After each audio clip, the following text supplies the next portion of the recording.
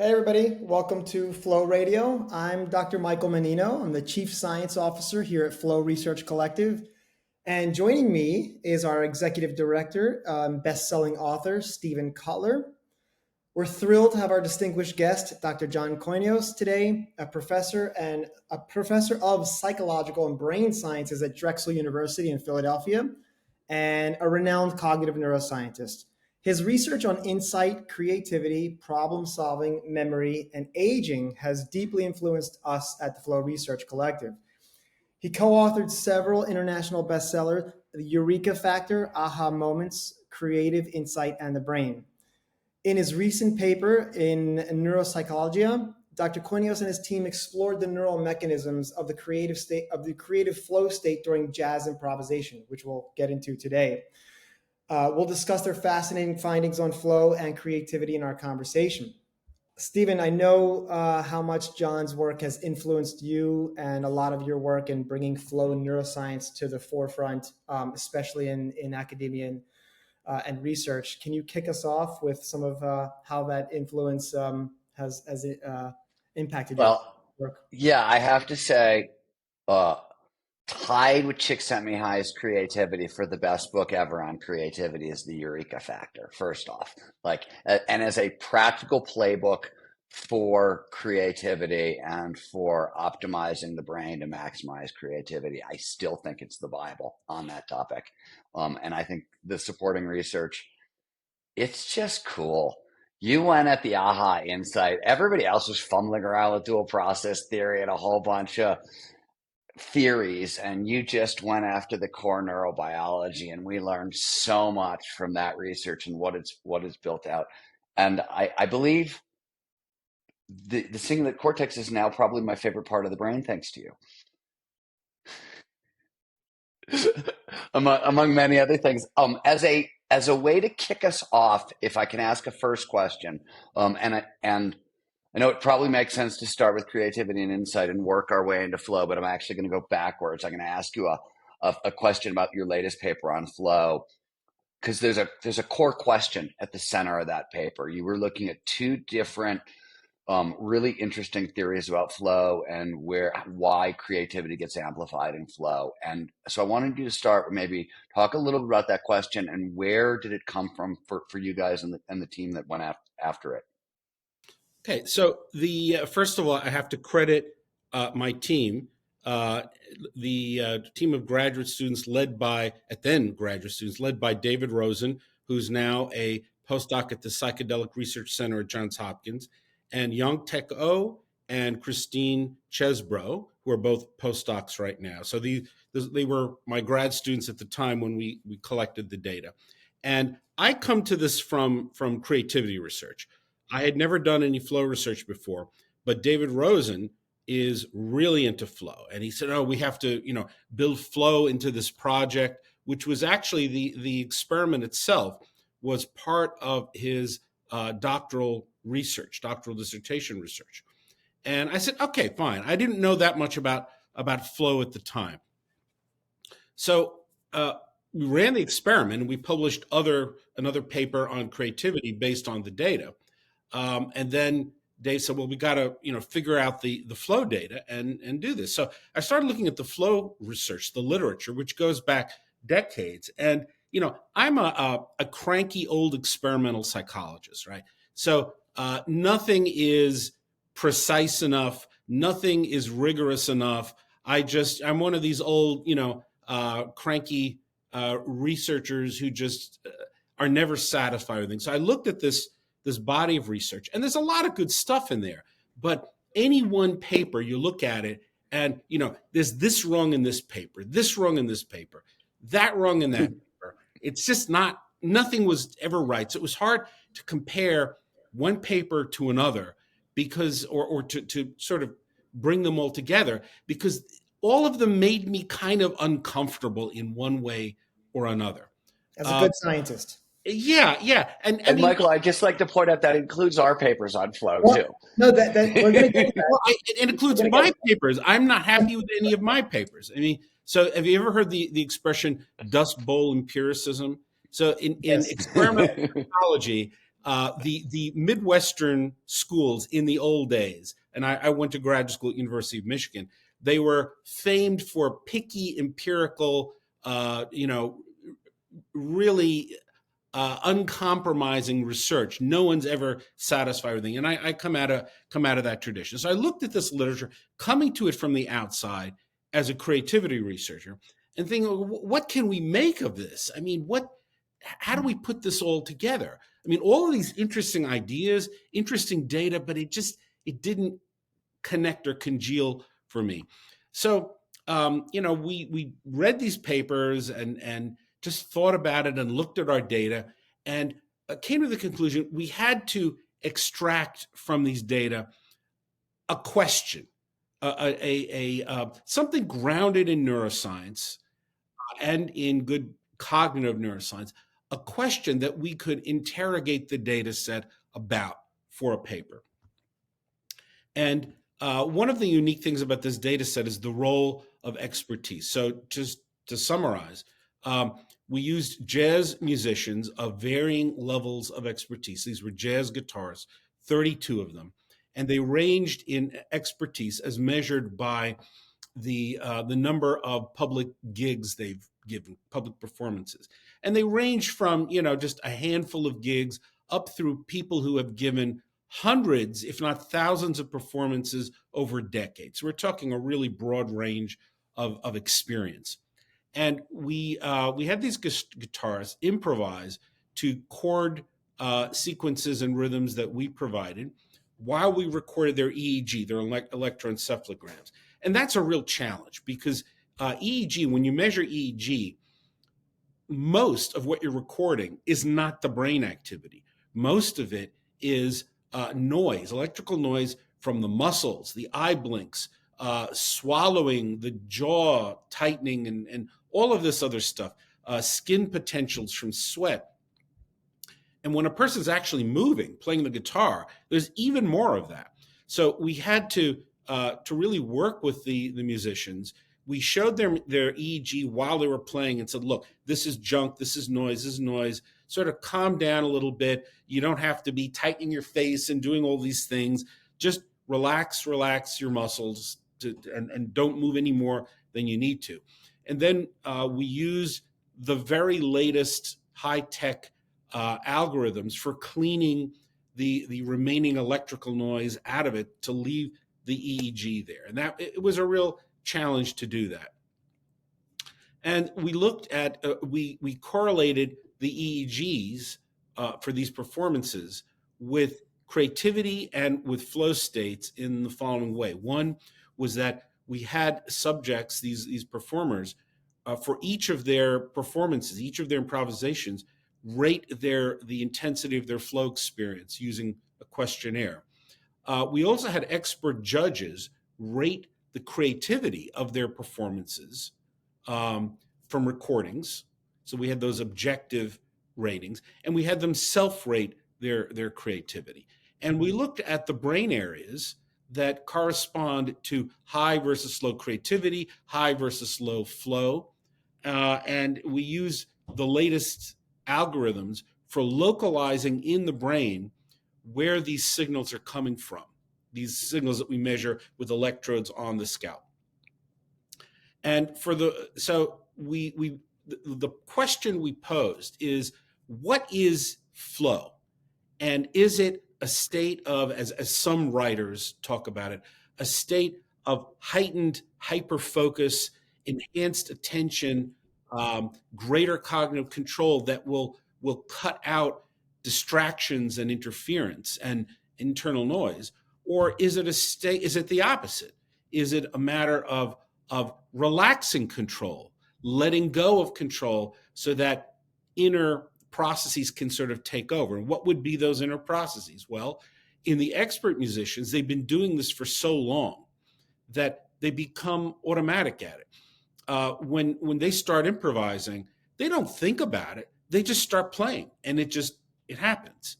The novice musicians, or the ones who are less experienced, they have to think about it consciously. It's like, all right, I'll try this. Oh, that didn't sound so good. Now I'll try that. Oh, that's better. Well, I'll do a twist on, I'll do this. So they're engaging this conscious, deliberate process. So it's sort of like the distinction that Daniel Kahneman made in his book Thinking Fast and Slow between System 1 and System 2. System 1 processes, which are now called Type 1 processes, those are automatic, fast, unconscious. There's an emotional quality to them. Whereas System 2 or Type 2 processing is conscious, deliberate, and effortful. And it seems that the experts are using more of these type 1 processes. They don't think about it. It's automatic. It just flows. Whereas the novices engage more of the type 2 deliberate conscious processes. So we looked at what were the brain states involved. And the first thing that jumped out is that people who were in the experts, or sorry, not just the experts, all the people who were performing in a high flow state had reduced frontal lobe activity. It's called transient hypofrontality. That's a term, I believe, coined by Arne Dietrich, who's a cognitive neuroscientist. John, can I pause you there for a second? Yeah, of course. I want to ask you a question about Arne's work. I've known Arne for a really long time at this point, and we've argued back and forth about this question, which is his original argument, as you know, was the deeper into an altered state you go, the more the prefrontal cortex shuts down, the more transient hypofrontality you see. We argued based on all the metadata, that same metadata that you looked at, that, and this is also Andy Newberg's suggestion, that you see sort of a task-specific localized transient hypofrontality. It's not across the board shut down. Yes. And I think that's what you found, right? Yes. I just want to, because our language is slightly different.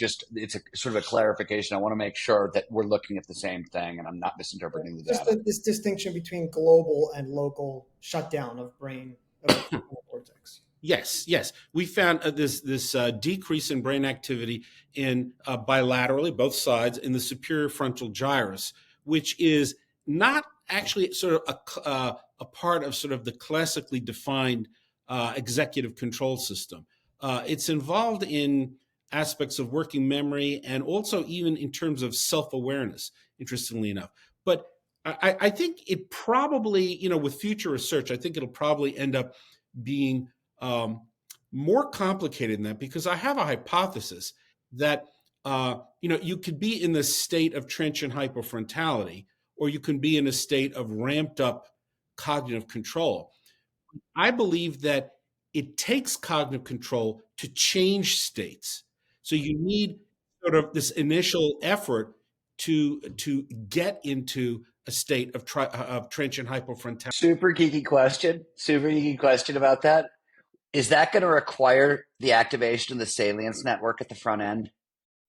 Do you think? I don't know. I would guess not, but it's, who knows? I mean, research. It was a conscious, unconscious question is really what I was trying to get at. John, please. Let me just, Michael, jump in. In our paper, this is a good segue for that. We did argue that exactly that getting into flow is an uber cognitive control. It's a difficult to reach state. And in neural dynamics, that is how different brain areas communicate with one another, there's this idea of controllability. And the brain is finding, just like a car, you don't go from first gear to sixth gear, you go from 1, 2, 3, 4, 5, 6. You have to the brain is to find that difficult to reach state, which is a state we argued of uber cognitive control, which ties back to, I think, your point about it might be more complex than that. And later on in the show, I actually want to tell you about some research that we're doing right now with our collaborator, Richard Husky, on just that fact, actually. But is this possibility, there's some research, and we actually just submitted a paper at the Flow Research Collective on flow and intuition, believe it or not. And there's evidence that there's a third. Which draws a lot on your work on Insight, by the way. A lot of your work. Like we just actually submitted 2 papers on the neurodynamics of intuition, and then flow and intuition. And a lot of that is drawn upon your work and on insight and distinguishing between insight and intuition. And some people argue that there's a third type of cognition called type 0 cognition, in which you might have a combination of both, that there's this non-conscious cognitive control. And so I'm wondering if it might be the case, and this is not to argue against your empirical results, but that there might be some more complexity between local transient hyperfrontality and what's going on when people actually then have this automated level of expertise, then release. Well, I think what you're suggesting, if I'm understanding correctly, which may very well be the case, is that cognitive control and consciousness are not identical to each other. So you could have, and it, again, it depends on how one defines cognitive control. There's no universally agreed upon definition of what cognitive control is. But if you define it in a particular way, then yeah, I could easily see there being such a thing as unconscious cognitive control. I would say that cognitive control, whatever it is invoked whenever you have an explicit goal. If you have an explicit goal, now that goal can be conscious, but it doesn't necessarily mean that you're consciously, deliberately trying to effortlessly do something. It could be a long-standing goal. In fact, it could even possibly be an unconscious goal. I wouldn't rule that out. But I would. So if John, you, that tracks exactly with Richard Husky's research and Mhm. what we lobby for in our intuition papers, actually. Great minds think So alike, yeah. can I say? Yeah. So yeah, it a lot of these terms are not precisely defined yet, and the definitions of them emerge over time with research. It sort of sculpts away. It's sort of like chipping away at the rock until you get at the sculpture inside. So yeah, I'm. It all sounds very possible, very plausible, maybe even likely to me. But doing the actual experiments to isolate these things is complicated. It's hard. Yeah. And John, you found across the boards better performances in flow, much better at the expert level, Yes, the experts creatively. in general, experts both were in flow more often than the non-experts, and their performance quality and creativity levels were significantly higher than the non-experts. It seems that, I mean, you could look at this in a couple of ways. One is that you need flow to have the quality, or another way, which is not mutually exclusive, is that you need a lot of experience at a particular task to be in flow in that task, or to potentially be in flow at that task. So the idea is that the high experience people through decades have built up a specialized brain network for creative production in that task. And once the cognitive control is released one way or another through this transient hypofrontality, this reduction in localized activity in the frontal lobes, then it unleashes this automatic network, which in this case was in the left hemisphere, mostly temporal lobe areas. So it's sort of like, you have to let go. But if you letting go isn't going to do any good if you don't have that experience network built up already. Now, everybody's experienced at something. Everybody's an expert at something. So everybody's experienced at conversation. I mean, people can go into flow during conversation under the right circumstances if they let go. And, but in musical improvisation, not everyone's an expert. Most people are not experts, and to get into flow, that takes, I believe, the data suggests a foundation of expertise, so that you can reduce cognitive control and then unleash that experienced, specialized network to do its thing. Hey, everybody. What's going on? This is Steven Kotler, Executive Director of the Flow Research Collective and one of your hosts here on Flow Radio. I just want to start out by asking you a question. What do you think the cost of not performing your absolute best actually is? What's the cost to your life? What's the cost to your dreams? Maybe your unfulfilled dreams. What do you think the cost to your family of not showing up in the world at your best is? What's the cost to your organization, the company you run or that you work for? What's the cost to your friends? I ask you all this as a way of introducing Zero to Dangerous, flagship training program at the Flow Research Collective.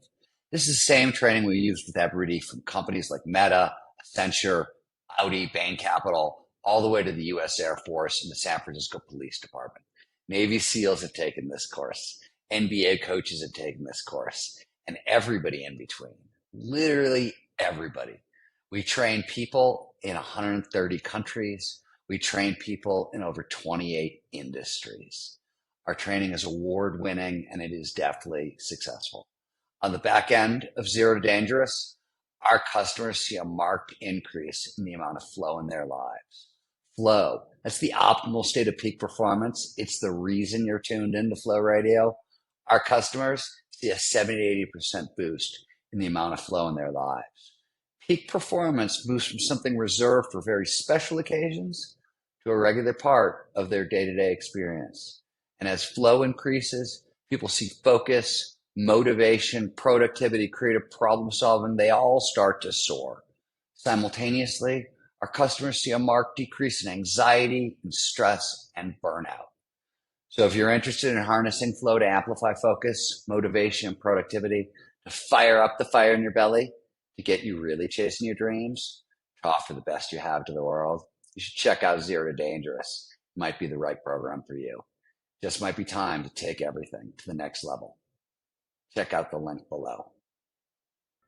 So let's talk about the release part of this equation, the expertise plus release, a little bit more. This ties into a model that we talk about at the Flow Research Collective that Steven has worked on quite a bit, called the flow cycle. Now, in our previous research that we've done, we've actually pulled from some of, Steven, you can talk about this from your work, extrapolating from some previous models like Herbert Benson's and Wallace's model. You know, you have this classic 4-stage cycle of creativity: preparation, incubation, illumination, and then verification. John, you and I have discussed this. You guys have discussed a lot, yeah. Actually, over the years. You have Herbert Benson's model, right, of struggle, release, the breakout or peak experience, and then this improved new normal. In the flow cycle, in Steven's work, which we are now empirically grounding in some neurobiological and psychophysiological mechanisms, which we can get to later, you have this struggle phase, this release phase, getting into the flow state, and then recovery, right? This aspect of recovery neuroscience on the back end. So this idea of release, letting go, I think phenomenologically, like this sense of just, okay, what can I do to let go mentally and physically? Maybe that's some low grade physical activities, right? Steven, you talked about Einstein going sailing and so on. What is this supporting this? Is your research, that's the question, is your research supporting this sort of cyclical process maybe in getting into flow? I don't think that, I mean, our research, we've only done this one paper. So it's not like this huge body of research that can support or refute various hypotheses. Good answer. But so I think that flow is actually the same thing as insight, the aha moment, just extended in time. So you have an aha moment, an idea pops into your awareness. And creative flow is the same thing, only it's not just a moment. It just keeps going and going and going in certain tests that are amenable to that. Yeah, so we have evidence from resting state brain data, resting state EEGs. There's a paper that we published in 2018 in which we recorded resting state EEGs from a number of subjects. And then weeks later, we gave them various verbal puzzles to solve. And we noted for each puzzle, based on their self-reports, whether they solved the puzzle with an aha moment or whether they solved it in a deliberate analytical fashion, you know, the type 2 processing that takes effort. And then we divided the subjects up into two groups: the ones who were sort of the high insight, high aha group, and the high analytical group. So some subjects solve most of these puzzles with an aha. Some of them solve the puzzles mostly in this deliberate analytical fashion. Then we went back to their resting state brain data from 7 weeks earlier, and we analyzed the resting state brain data separately for these two groups. And we found that the high analytical group, the people who were doing this deliberate solving of these puzzles, had greater activity in frontal areas of the brain, mostly midline and right frontal. And the subjects who solved later, 7 weeks later, solved most of the puzzles with an aha moment, had greater posterior brain activity, mostly left parietal. And that kind of matches a lot of the data we have from our jazz studies as well. So we have that front back difference. It seems that the high insight, high aha people, they have, it looks like, well, certainly it's less frontal lobe activity, which implies less cognitive control, sort of chronically. And the high analytical people, they have greater frontal lobe activity in a resting state, implying greater cognitive control. So you can imagine, some of these high analytical subjects, they're sitting there, they're very focused on what they're doing. They don't get distracted. They're very organized. The high insight, high aha, high intuition subjects, they're kind of, they're all over the place. They get distracted by things. They notice things. Those things that they notice in the environment may trigger aha moments. Their thoughts may flow in sort of an associative chain, so they come up with interesting ideas. They may be less productive because they're less structured and focused, but they have these sort of outside the box thoughts. So yeah, I think it fits quite nicely. And let me ask you a question that was sort of tucked inside of what Michael said, and it's work out of the Eureka Factor. You have a great list of sort of productivity hacks sort of in there. And what I was wondering, Michael was talking about how we've found that low-grade physical activity often is the release phase. And that, by the way, like sometimes that's taking a shower, right? Which is the classic aha experience. But there's a deep embodiment thing where you're paying attention to multiple sensory streams. It tends to bring attention into the present, plus all the other soothing, whatever, right? And so it can happen. Like sometimes a long walk in nature seems to be very productive for some people. But I was wondering if, all that's actually needed, and I know this isn't exactly in the data that you found on flow and the jazz musicians, so I'm extrapolating, but you talk about, for example, wide vistas and sort of what that does into the brain. And this is all like in service of getting the anterior cingulate cortex to not solve, to find a far-flung solution to the pattern recognition problem it's trying to solve, essentially. Do you think when we talk about like releasing creative control, transitioning from completely focused attention to this more creative state, are those things also going to work there? Is that what we're looking at? If insight is flow is insight extended. So what my theory, my hypothesis is that there is a general sort of balance between frontal and posterior areas of the brain. Frontal areas of the brain are exerting cognitive control over posterior areas. When that frontal cognitive control is reduced, posterior areas sort of go rogue and maybe are a little disorganized, but can come up with outside the box thinking.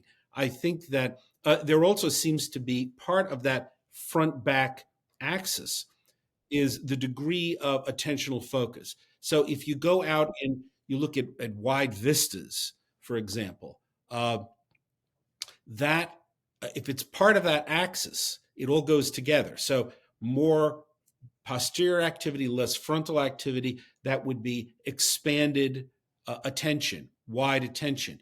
Part of that is also mood. You get pleasant moods are associated with these wide vistas and a broadening of attention, and also so the mood, the attention, and I'll say flow, but certainly insight are all. I think the term that's sometimes used in the literature, these things are clamped. So they come together. The mood, positive mood, broad attention, and creative associational thinking.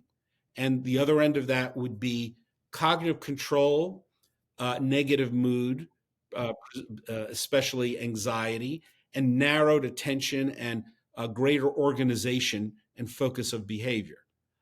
So anything that tips you one way or the other is going to affect your cognitive style. And there are ways to tip. And we did in one paper, there was a hypothesis posed by some social psychologists that future thinking about the distant future, would put people in an insight, creative frame of mind.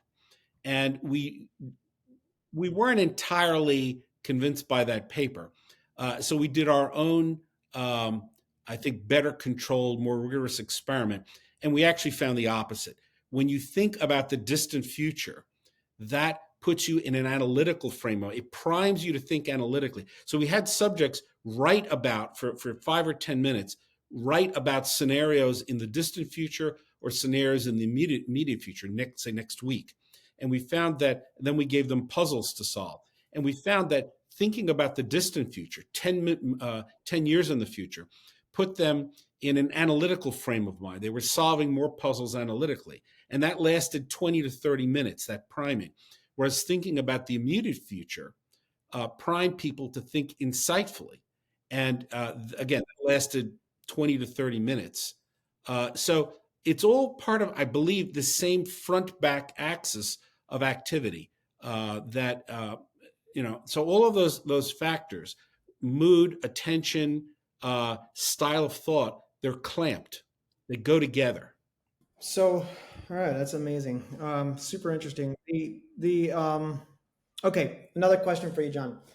So your study highlights differences between high experience and low experience musicians. And this also gets back to this question about release, right? Releasing in different aspects and different modalities. Can this framework, by the way, let me actually take a step back before I ask this question. So are we agreed right now that Dietrich was right? Or we arguing for both? Okay. Well, again, as a cranky old experimental psychologist by training, I never give you sort of like a definite, absolutely yes. I mean, future experiments might find that this is like a special case of a particular task. But, if I had to bet the farm, I would say yes. Okay.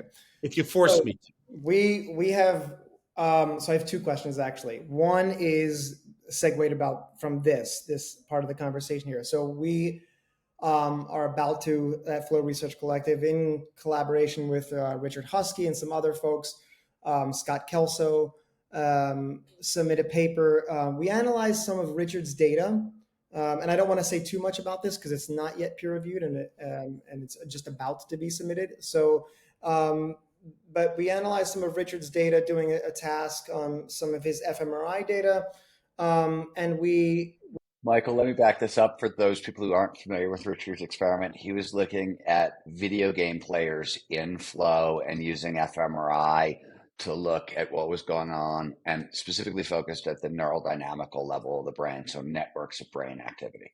Please continue. Sorry. Yes, perfect. Thank you, Steven. And so we're looking at this from an information processing perspective, right? Because if we know, and Csikszentmihalyi and Steven have proposed that in Flow we're processing more information than in normal consciousness, if Flow is an altered state of consciousness. And so what we did is we applied some of these complexity metrics from complexity science and complex adaptive systems, things like entropy and so on. These are technical terms of analyzing just neural activity and seeing if there's patterns in that neural activity, and trying to glean from those patterns if there's more information processing. And so what we've found is that, number one, yes, there seems to be a different kind of information processing when we're in flow versus not, distinguishing flow from non-flow states. And that two, back to this point, that there is more complexity going on in terms of, is it just local transient hyperfrontality, or is it this other synchronization theory where you have frontoparietal control networks synchronized with reward networks and intrinsic motivation networks? And so it seems And by the way, an unusual amount of activity in the cerebellum, like an unusually high amount of activity in the cerebellum also that Unfortunately, with EEG, we can't reliably measure cerebellar activity. It may be embedded in there, but it's difficult to know. So I'm always interested to hear about cerebellar activity. Yeah. We'll hopefully this paper will be published soon and we could talk about the results. But they are suggesting, let's just say, that the answers are more complicated and complex about what's going on in terms of network dynamics and different brain areas talking to one another and recruiting one another and so on. So, so back to this question is, again, in your study, you're talking about differences between high experience and low experience musicians.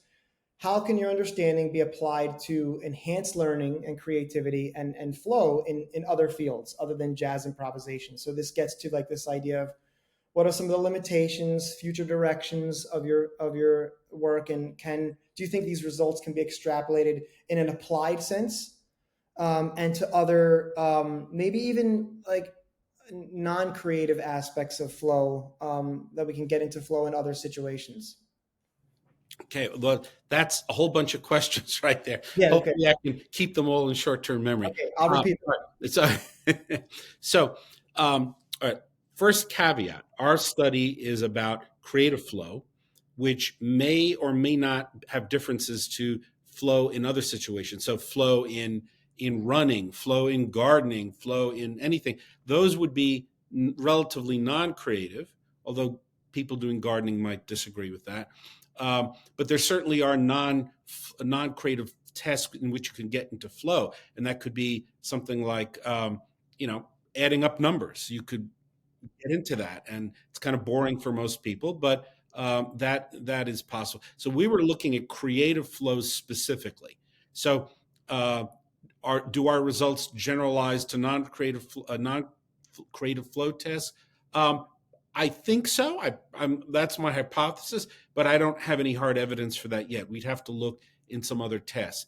And we'd also have to look at creative flow in some tests other than jazz improvisation. So what I think would be different would be that in experts, the expert brain network that is responsible for creative production would be different in some other task. So, for example, we found with jazz improvisation, it was a collection of left hemisphere, left temporal areas that was this putative expert musical improvisation flow network. But if it's some other test like drawing, it would probably be very different expert brain network built up over years and years. But the transient hypofrontality, the letting go, the release of cognitive control, I hypothesize, would be the same. That would be the common mechanism across different tasks. So in terms of applications, where does this leave us? There's sort of two ends to this. One is in a particular task, you would need to have some level of expertise in order to achieve flow. No one's going to achieve flow in a task they've never done before, because they have to be very deliberate and conscious and try to, figure out what to do. And that is sort of antithetical to flow right there. So now, what is the level of experience that's necessary? I don't think anyone knows, but certainly you have to have some level of experience, some degree of automaticity, some degree of expertise baked in. Then the other component of that is the letting go, the reduction of cognitive control, so that expert network can take over. So because if you exert too much cognitive control, if you're micromanaging your own mind, then you can choke. It's sort of like say an expert, say a Major League Baseball player who is having a dry streak and striking out a lot and not getting on base. And some coach who doesn't know what he's talking about says, "Oh, you have to lift your elbow a little more, and you have to do this, and once you can make those adjustments, you'll get back on track." Well, what does that do? That causes the athlete to micromanage himself, focus on all of these little things he's doing instead of just letting go and letting his expertise take over. So you need to find ways to let go. Now, people do it in jazz. It could be that the same cognitive control mechanisms suppress both, and then you reduce the cognitive control, and both associative thinking and widened attention and positive mood get released. So again, we don't really know the causal relationships between all of these things, but yeah, I would agree based on what I know. Yeah, and an interesting study came out a few years ago. Stephen, I don't know if this is actually what you were getting at too, but that the brain encodes social network structure. And it actually does this with spatial process, like areas of the brain involved in spatial physical processing.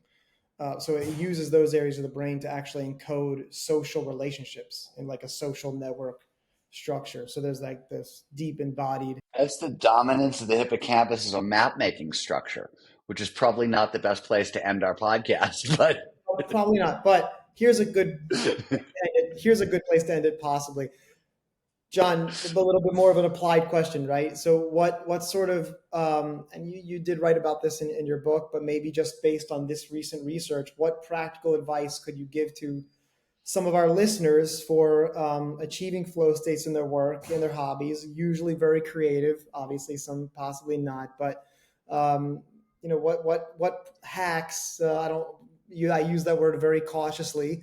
What practical advice might you give for some of our listeners for achieving flow states and maybe letting go specifically? Yeah. Well, first of all, the first one is not a hack. It's simply you got to do your homework. You have to gain experience in a particular task, particular line of work to have something, this foundation to build on. Once you've built up that experience, then you have to let go and allow that expert brain network that you've built up over years to take over. Now, different people will find different ways to do that. For some people, it may be chemical means. I don't recommend that to sort of suppress frontal lobe activity. For other people, it may be anything that puts them in a good mood, that relaxes them, puts them in a good mood. Anxiety kills creativity in most situations. I mean, there is such a thing as producing creative output through high cognitive control, through deliberate sort of manipulation of ideas. But that's not going to get you outside the box thinking. We're talking about the real sort of transformational outside the box thinking that usually results from associative thinking, sort of leaps of thought. So anything that's going to relax you, expand your attention, go outside, be in a room with high ceilings, large room where your attention can expand. Avoid things that grab and narrow your attention. And all of those things in principle should release this creativity, put you in a more creative flow state. But again, there's so much research, so much low-hanging fruit in terms of the research that it's just, where's the funding, to do it? That's the real challenge at this point. Not doing the research is getting the resources to do it. Back to your first point, Stephen, one time you told me that the universe respects quality. So it seems John is confirming that. I do think the universe respects quality, which is great because we're going to end our super geeky science podcast on a weird metaphysical note. Okay. Awesome. Well done. John, Stephen, thank you so much for joining. It's a really fun conversation. Looking forward to your future research. Maybe you'll do some more research on flow. Maybe you'll want to collaborate with the Flow Research Collective. Planting the seed right there, but thank you so much. John, I'd love to do that. The drawing study that you propose at the end of your research, I've wanted to do 3 groups, like drawing versus video games versus something, just because video games show up in so much in flow research, like drawing, video games, and then, something. Ulrich's math equations, which I think is the dumbest protocol ever invented for a flow study, where we could use that as a control, and I could all claim that like nobody gets into flow doing addition. Well, there's like 4 people. They're somewhere, but I've never met them. Well, let me, the final thing I'll say is I think we had some flow in this conversation. So We definitely did. We definitely did. It was this, John. It's always a delight. Thank you so much, and thank you so much for the work you've done. I meant it. It's been a huge influence on my work. Appreciate thank it. you. Thank you. Thank you so much.